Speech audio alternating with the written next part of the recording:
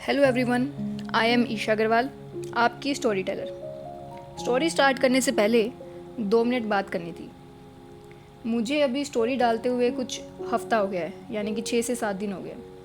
Actually मेरा ये channel start करने का पीछे का मोटिव ये था कि मैं कुछ ऐसी स्टोरीज़ बनाऊँ जो थोड़ी अलग हो। मतलब ऐसी स्टोरीज़ जो, क्या होता है कि स्टोरीज़ हम सुनते हैं कि क्या तो उनके अंदर बहुत ही बड़े बड़े एपिसोड्स होते हैं, यानी कि हज़ारों तक एपिसोड्स चले जाते हैं, जिससे इतना ड्रैग करने की वजह से स्टोरी से इंटरेस्ट ख़त्म हो जाता है। और कुछ स्टोरीज़ इतनी छोटी होती हैं कि उनसे हम रिलेट ही नहीं कर पाते। और अगर कुछ अच्छी स्टोरीज़ मिल भी जाएँ तो उनके अंदर, जैसे कि स्टोरी टेलिंग्स ऐप होते हैं, उनके अंदर हमें पैसे देने पड़ते हैं। तो मेरा ये था कि क्यों ना मैं ही एक ऐसा चैनल बना दूँ जिस पर हम अच्छी अच्छी स्टोरी सुन सकें, प्रॉपर हम डिटेल में उनके साथ, कैरेक्टर्स के साथ रिलेट कर सकें और उनकी फीलिंग्स को फील कर पाएँ।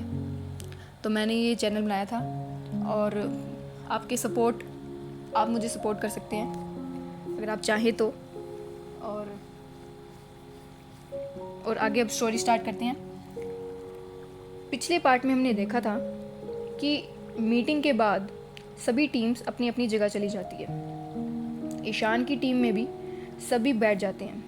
अंशी और मयंक ने मीटिंग के दौरान जो नोट्स बनाए थे, उस नोट्स को सभी आपस में डिस्कस करने लगते हैं और एक डिटेल प्लान बनाने लगते हैं कि इन्हें किस तरह से एक हफ्ते बाद एक प्रेजेंटेशन तैयार करनी है।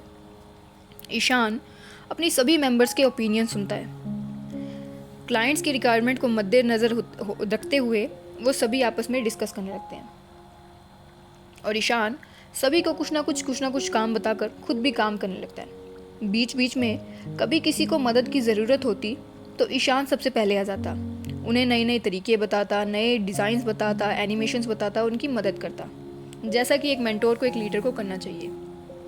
अब शाम का समय हो गया था, ऑफिस के डिपार्चर का टाइम भी हो गया था। टाइम के हिसाब से पूरी बिल्डिंग खाली होने लगी थी। एम्प्लॉयज़ अपने अपने घर जाने वाले थे भाई, और सभी अपना अपना बैग पैक करके घर जाने की तैयारी में थे। यहाँ ईशान की टीम में भी ईशान की टीम के चारों मेंबर्स अपने कंधे पर बस्ता रखकर, अपने कंधे पर बैग रखकर अपने घर को जाने के लिए तैयार थे।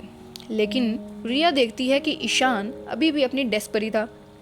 तो रिया आउट ऑफ क्यूरियोसिटी ईशान से पूछती है, ईशान सर, आपको घर नहीं जाना? उसकी बात सुनकर चारों मेंबर्स ईशान को देखने लगते हैं। ईशान अपने ऊपर नज़र पाकर अपनी नज़र से स्क्रीन से नज़र हटाता है और एक स्माइल के साथ रिया को कहता है, नहीं, अभी थोड़ा काम रहता है, 1 हफ्ते में क्लाइंट्स को प्रोटोटाइप भी तैयार करके देना है, तो मैं सोच रहा था कि थोड़ा काम ही कर लूँ, बट तुम लोग जाओ, हाँ, इट्स ओके, मैं कर लूँगा।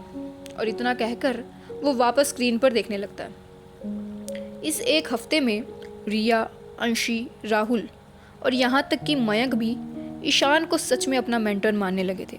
उन्होंने देखा था कि ईशान कितना टैलेंटेड और हार्डवर्किंग है।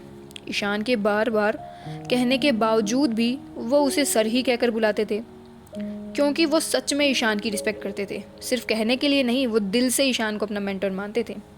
और आज इस तरह टीम लीडर होने के बावजूद भी अकेले ओवरटाइम करना और अपने मेंबर्स को बिना बताए, ये देखकर उन चारों के मन में ईशान के लिए रिस्पेक्ट और भी ज़्यादा बढ़ जाती है। वो चारों एक दूसरे की तरफ देखते हैं और आपस में ही एक नोड पास करते हैं कि मानो आंखों में ही उन्होंने एक बात कर ली हो चारों ने आपस में। और जो बैग अपने कंधे पर उन्होंने रखा था घर जाने के लिए, उसे अपने अपने डेस्क पर वापस रखते हैं और अपनी अपनी चेयर्स पर बैठ जाते हैं। कुछ हलचल होने की वजह से ईशान देखता है कि उसके टीम मेंबर्स अपनी अपनी जगह पर थे। थोड़ा कंफ्यूज होकर ईशान उनकी तरफ देखता है, लेकिन जब अपनी टीम के चेहरे पर वो स्माइल देखता है, वो चारों लोग ईशान को ही स्माइल पास कर रहे थे और अपनी टीम के ऊपर ऐसे स्माइल करता देख ईशान समझ आता है कि यहाँ क्या हो रहा है। अंशी एक स्माइल के साथ कहती है, हमारे टीम लीडर यहाँ अकेले बैठकर काम करें और हम घर जाकर आराम करें, नॉट गुड ना ईशान सर।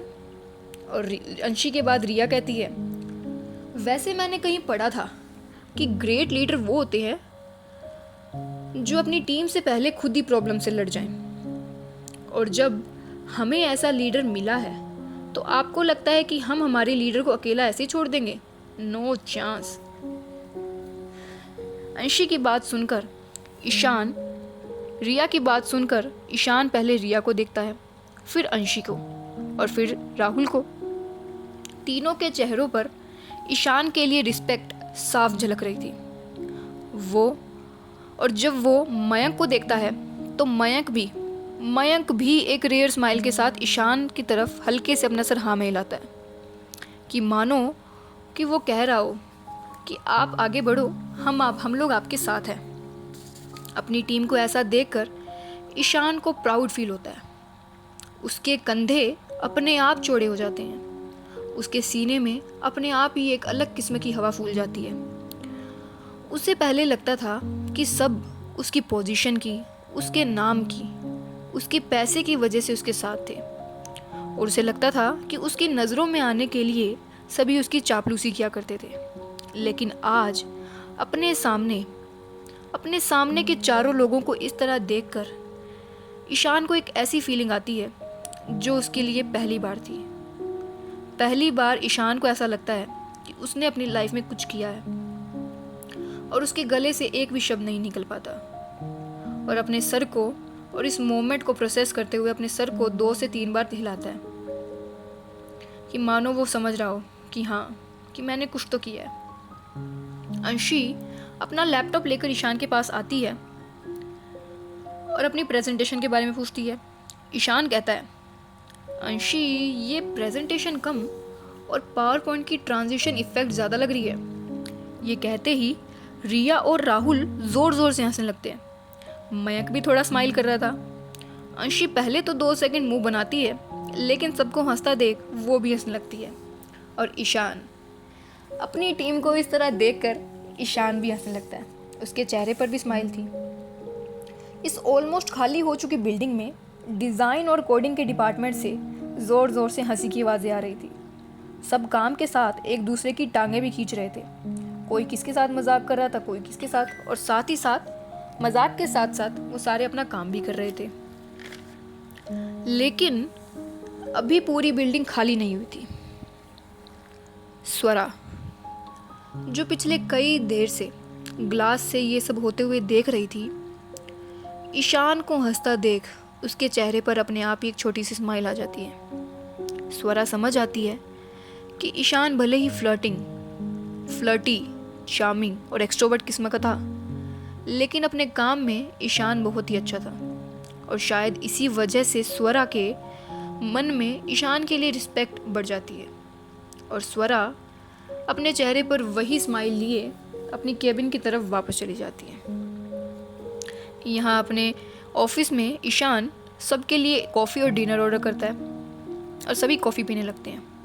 कॉफ़ी थोड़ी गर्म होने की वजह से राहुल के होंठ जल जाते हैं, और जब वो देखता है कि रिया का ध्यान नहीं है और वो कॉफ़ी की तरफ अपना हाथ बढ़ा रही है, तो वो जल्दी से रिया के कॉफ़ी मग के आसपास टिश्यू लगा देता है ताकि रिया का हाथ ना जले।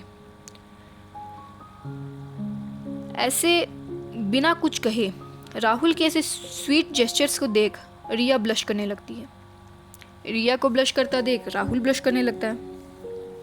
इस क्यूट मोमेंट से सबके चेहरे पर स्माइल आ जाती है, लेकिन कोई कुछ कहता नहीं।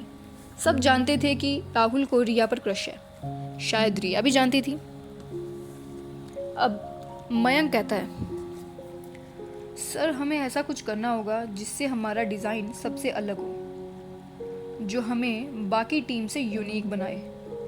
ईशान मयंक की बात को समझता है और वो कहता है, तुम ठीक कह रहे हो।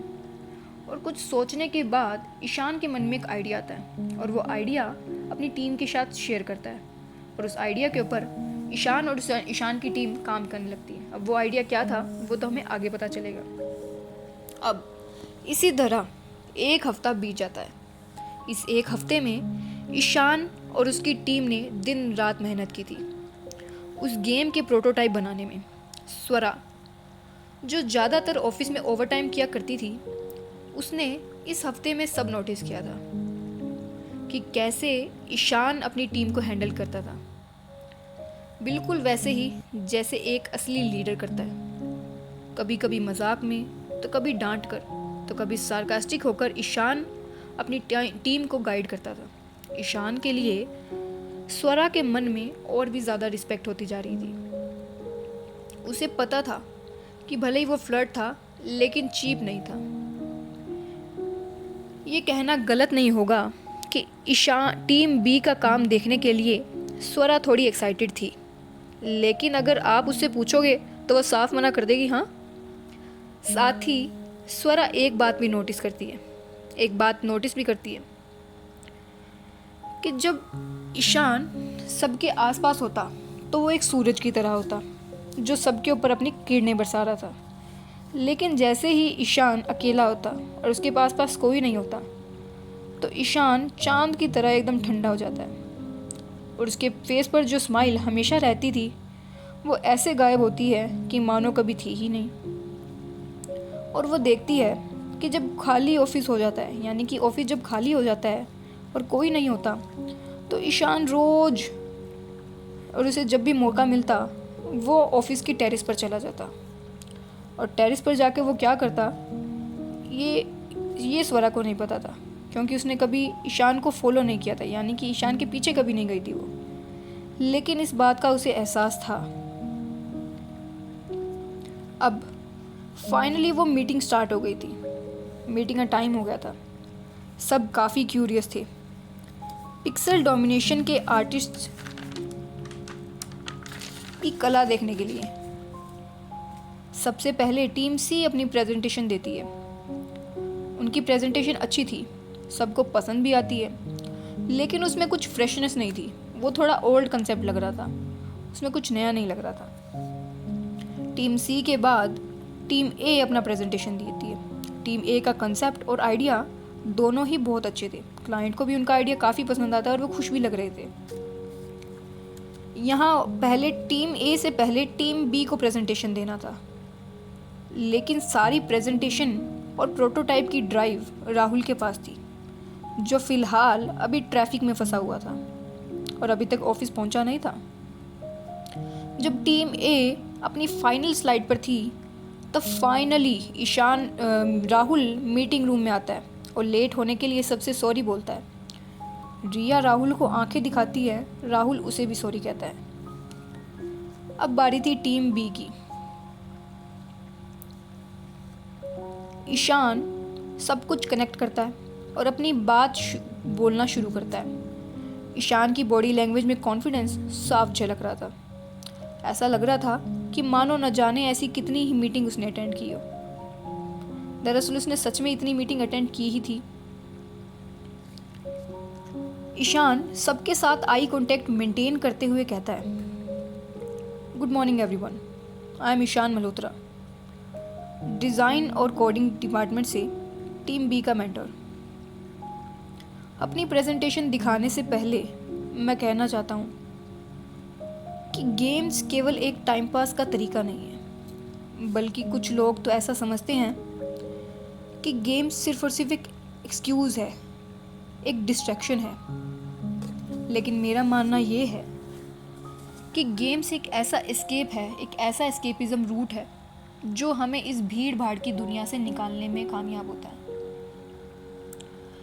और वो अपने क्लाइंट्स यानी मिस्टर एंड मिसिस ग्रोवर की तरफ देखकर कहता है, well mister and Mrs Grover, I am really very sorry for your loss, but I am sure आपके बेटे एलेक्स के लिए भी गेम्स उतने ही ज़रूरी होंगे जितना किसी के लिए उसका पैशन होता है।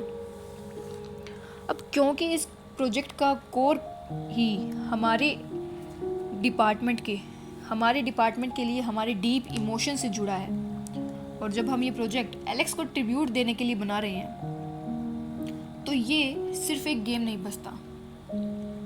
सिर्फ गेम से ये थोड़ा ज़्यादा हो जाता है। ईशान बार बार अपनी नज़रें उस मीटिंग रूम में बैठे सभी लोगों पर कर रहा था। उसकी आवाज़ बिल्कुल सही जगह पर पहुंच ले रही थी। उस रूम में बैठे सभी लोग ईशान से बहुत ज़्यादा इम्प्रेस लग रहे थे, और आज सबके मन में ईशान के लिए उसके प्रोफेशन के लिए और भी ज़्यादा रिस्पेक्ट बढ़ गई थी, एक अलग ही लेवल की रिस्पेक्ट हो गई थी। स्वरा भी इस तरह ईशान को इस प्रोफेशनल रूप में देखकर इम्प्रेस थी, और ईशान को इस तरह देखकर अनजाने में ही सही स्वरा के फेस पर एक स्माइल थी। उसकी नज़रों में ईशान के लिए प्राउड के आसपास की थोड़ी फीलिंग थी, लेकिन इस बात को वो अभी भी नहीं मानेगी। ईशान अपनी बात आगे करते हुए कहता है, I am sorry mister and Mrs Grover, क्योंकि मैंने और मेरी टीम ने एलेक्स के सोशल मीडिया अकाउंट को स्टॉक किया। इतना कहकर ईशान अपनी प्रेजेंटेशन स्टार्ट करता है। पहले ही स्लाइड में एलेक्स दिख रहा था, जो कि ईशान ने अपने गेम का मेन कैरेक्टर बनाया था। ये देख सबकी आंखें बड़ी हो गई थी। मिस्टर एंड मिसेस ग्रोवर की आंखें थोड़ी नम हो गई थी। अपने साम को एलेक्स को देखकर वो थोड़ा इमोशनल थे। ईशान कहता है, ये गेम पिक्सल डोमिनेशन की तरफ से एलेक्स की याद में मिस्टर एंड मिसेस ग्रोवर को एक तोहफा है, जहां हमने एलेक्स को ही गेम का मेन कैरेक्टर बनाया। एलेक्स के सोशल मीडिया हैंडल को और उसके फ्रेंड्स के सोशल मीडिया को हैंडल को जब हमने देखा, तो हमने उससे जितनी भी इंफॉर्मेशन मिल पाई हमने उन सारी इंफॉर्मेशन को इकट्ठा किया और इस गेम के अंदर इंक्लूड किया। जैसे कि एलेक्स को कौन सी जगह पसंद थी, उसे कैसे थीम पसंद थे, कैसा कलर कॉम्बिनेशन पसंद था, और उसे किस तरह का गेम पसंद था। इन सभी चीज़ों को मद्देनज़र रखते हुए हमने ये गेम बनाया है, एलेक्स द वंडर बॉय। इस तरह से ईशान ने अपने गेम के बारे में सबको बताया और लास्ट में एक छोटा सा ट्रेलर चलाकर अपनी प्रेजेंटेशन को कंप्लीट किया। और प्रेजेंटेशन कंप्लीट करते हुए कहता है, so thank you everyone, this was all for today from team B. Ishaan की बात ख़त्म होते ही वहाँ एक ज़ोरदार सन्नाटा हो जाता है। 2 मिनट तक कोई कुछ नहीं बोल पाता। प्रेजेंटेशन के रूप में ईशान ने सबको इमोशंस के रोलर कोस्टर पर बिठा दिया था। उसका गेम सच में कमाल का था। इमोशन के साथ साथ उसमें अच्छा कंसेप्ट था, ग्रेट ग्राफिक्स थे और सूटेबल एकदम डिज़ाइंस और एनिमेशंस थे। साथ ही में मॉडर्न फीचर्स, मॉडर्न टेक्नोलॉजी भी थी। उसका गेम एकदम फुल ऑन पैकेज था। इस शांति को तोड़ते हुए मिसिस ग्रोवर हल्के से क्लैपिंग करती हैं और मानो सबको एक इनिशिएटिव ही चाहिए था। अगले ही पल उस मीटिंग रूम में ज़ोरदार तालियों की गूंज उठ जाती है और ऑफिस के रूम के बाहर के एम्प्लॉयज़ सब रूम की तरफ देखने लगते हैं। अंदर तालियों की गूंज थोड़ी शांत होने के बाद मिसिस ग्रोवर अपनी लड़खड़ाती यानी कि इमोशनल हुई आवाज़ से कहती हैं, आज इस तरह 6 महीने बाद एलेक्स का नाम सुन के दर्द नहीं बल्कि अच्छा लग रहा है। इन 6 महीने में हमने एलेक्स को बुलाने की बहुत कोशिश की, लेकिन हर बार फेल हो गए। पर आज मिस्टर मल्होत्रा ने हमें समझाया कि हमें एलेक्स को भूलने की ज़रूरत ही नहीं है, क्योंकि वो तो हमारे साथ ही, हमारे आसपास ही है। इतना कहकर मिसिस ग्रोवर की आंखों से आंसू आने लगते हैं। मिस्टर ग्रोवर अपनी वाइफ को साइड हक करते हैं और अपनी नम आंखों के साथ पहले आकाश को, फिर स्वरा को और फिर ईशान को देखकर कहते हैं, जितना सुना था उससे ज़्यादा पाया। पिक्सल डोमिनेशन सिर्फ एक कंपनी नहीं बल्कि एक इमोशन है, ये आज समझ में आ रहा है। अब मुझे कोई रिग्रेट नहीं कि मैं सिंगापुर से इंडिया इसलिए यहाँ आया। एंड मिस्टर मल्होत्रा वो ईशान की तरफ देखकर कहते हैं, मिस्टर मल्होत्रा कॉन्ग्रेचुलेशंस, आपका डिज़ाइन हम फाइनलाइज करते हैं और अब आप ही हमारा गेम बनाएंगे हमारे एलेक्स के लिए, एलेक्स द वंडर बॉय। और मिस्टर ग्रोवर आगे कहते हैं, स्वरा की तरफ देखते हुए कहते हैं, और मिस तलवार, क्या अब हम हमारे इस प्रोजेक्ट के लिए बजट का डिस्कशन कर लें? अब सभी आंखें स्वरा पर थी। स्वरा एक नज़र ईशान को दिखती है तो उसकी तो वो देखती है कि ईशान उसी की तरफ देख रहा था, अपने उसी अंदाज में उसकी तरफ एक वार्म स्माइल करके देख रहा था। स्वरा ईशान को ऊपर से नीचे देखती है, जैसे इतने टाइम में आज वो फाइनली नोटिस कर रही हो ईशान को। वैसे तो ईशान एक गुड लुकिंग और हैंडसम था, लेकिन आज बीच कलर की फॉर्मल पैंट्स और कॉफ़ी कलर की शर्ट जो स्लीव्स तक रोल थी, जिससे उसकी हाथों की वेन्स बाहर झांक रही थी, और उसके वो थोड़े कर्ली बाल, इस पूरे अटायर में ईशान आज स्वरा को पता नहीं क्यों लेकिन हमेशा से थोड़ा ज़्यादा हैंडसम लग रहा था, थोड़ा ज़्यादा क्यूट लग रहा था।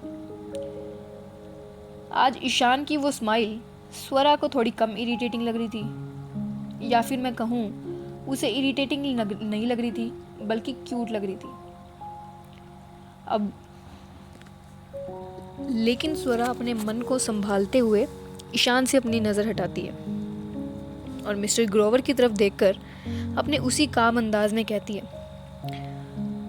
ऑफ कोर्स मिस्टर ग्रोवर, आप बाकी की फॉर्मेलिटीज़ चलिए मेरे कैबिन में डिस्कस कर लेते हैं। हाँ में सर हिलाते हुए मिस्टर ग्रोवर एक बार ईशान की तरफ देखते हैं और आकाश से कहते हैं, मिस्टर ओबरॉय, पिक्सल डोमिनेशन के हाथ हीरा लगा है, इसे कभी खोइएगा नहीं। मिस्टर ग्रोवर की बात सुनकर आकाश ईशान की तरफ देखता है। दोनों एक दूसरे की तरफ देखते हैं और मन ही मन में हंसते हैं। एक आकाश मन में कहता है, हाँ हाँ क्यों नहीं, जब ये पिक्सल डोमिनेशन है ही इसकी, जब ये पिक्सल डोमिनेशन है ही इस हीरे की, तो कैसे कंपनी इसे छोड़ दें। इसकी वजह से ही तो आज ये कंपनी चल रही है। आकाश और ईशान दोनों एक दूसरे की तरफ देखते हैं और एक बहुत छोटा सा नोट करते हैं जो किसी की नज़र में नहीं आता। लेकिन लेकिन लेकिन लेकिन मयंक, जो कब से इन दोनों की तरफ देख रहा था और ये ऑब्जर्व कर रहा कि कुछ तो यहाँ चल रहा है, और मन ही मन में सोचता है कि क्या मिस्टर ओबरॉय और ईशान सर एक दूसरे को पहले से जानते हैं। आकाश मिस्टर ग्रोवर की बात का जवाब देते हुए कहता है, of course not mister Grover, कभी नहीं। और ये कहकर मिस्टर मिसी ग्रोवर आकाश और स्वरा के साथ बाहर चली जाती है। यहाँ ईशान की टीम फाइनली अपनी खुशी जताते हुए एक दूसरे को गले लगाती है। पूरी टीम एक दूसरे को गले लगाने के बाद वो एक ग्रुप हग करते हैं। सबके चेहरे पर खुशी साफ झलक रही थी। इतने टाइम बाद आखिरकार टीम बी को एक पहला बड़ा प्रोजेक्ट मिला था, और वो भी ईशान की वजह से। सब काफ़ी अच्छा फील कर रहे थे। और यहाँ स्वरा जाते जाते एक बार मुड़कर ईशान को देखती है। जब स्वरा ईशान को देखती है, ईशान भी स्वरा को दिखता है। स्वरा आज उसने एक वाइट ब्लू कलर का इंडियन सूट वेयर किया था। इस सूट में स्वरा किसी मॉडल से कम नहीं लग रही थी, और ऊपर से उसके वो सिल्वर झुमके, वाह, इस सिल्वर झुमके तो चार चांद लगा रहे थे। बिल्कुल जो ग्लास से धूप आ रही थी, उस धूप की वजह से वो झुमके किसी मोती की तरह चमक रहे थे। स्वरा आई कांटेक्ट ब्रेक करते हुए वहाँ से जाने लगती है, लेकिन जाते समय उसके होठों के कोने पर एक छोटी सी स्माइल थी और उसकी धड़कन थोड़ी तेज़ रफ्तार से भाग रही थी। लेकिन फिर से स्वरा से अगर आप कहेंगे तो वो मानेगी नहीं। क्लाइंट के जाने के बाद मिस्टर मिश्रा, जो प्रोजेक्ट ना मिलने पर ईशान की तरफ जेलसी और गुस्से में देखते हैं और उसको घूरते हुए वहाँ से चले जाते हैं। ईशान और उसकी टीम भी अपने अपने काम पर लग जाती है। इसी तरह सबका वो दिन जाता है, और आगे अब अगले क्या होगा ये हम देखेंगे अगले एपिसोड में। तो कैसी लगी आपको स्टोरी?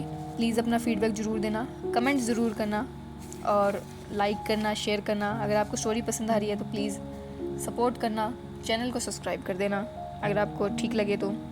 और एक बात, अगर आप अगर आप मेरे साथ इस जर्नी में जुड़ रहे हैं तो प्लीज़ मुझे प्रॉपर सपोर्ट कीजिएगा, वही सब्सक्राइब कीजिएगा जो मुझे ढंग से आगे से सपोर्ट कर सके। Thank you.